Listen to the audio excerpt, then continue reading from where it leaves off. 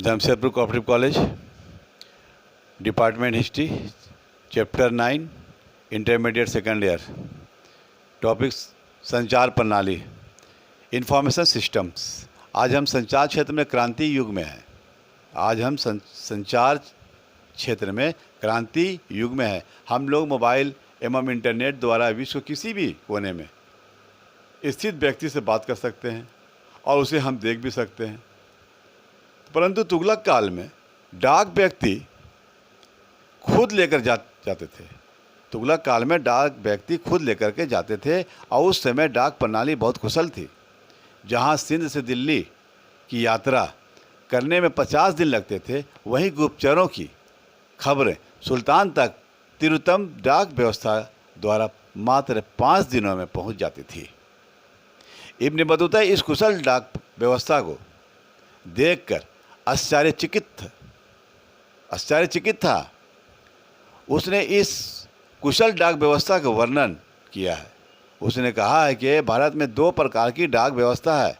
असौ डाक व्यवस्था, जिसे उल्का कहा जाता है, हर 4 मील की दूरी पर स्थापित है, राजकीय घोड़ों के द्वारा चलित है।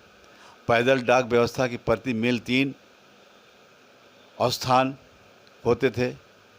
इसे दावा कहा जाता है।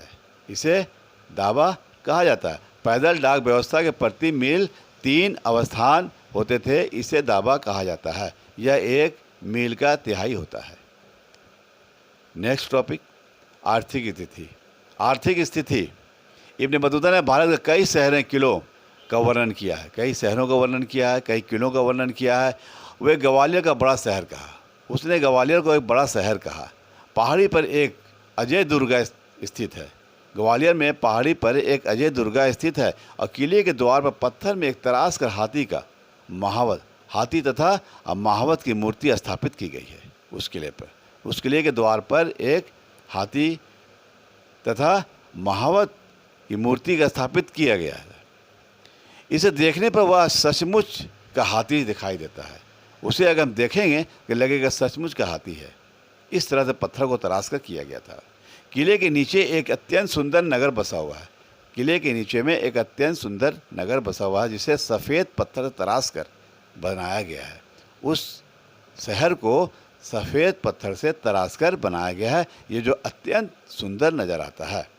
शहर के अधिकांश ज़्यादातर निवासी हिंदू हुआ करते थे।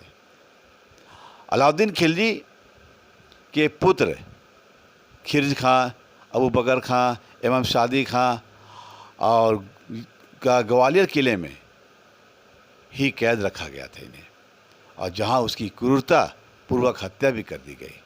इस तरह से यहाँ चैप्टर ख़त्म करेंगे। धन्यवाद।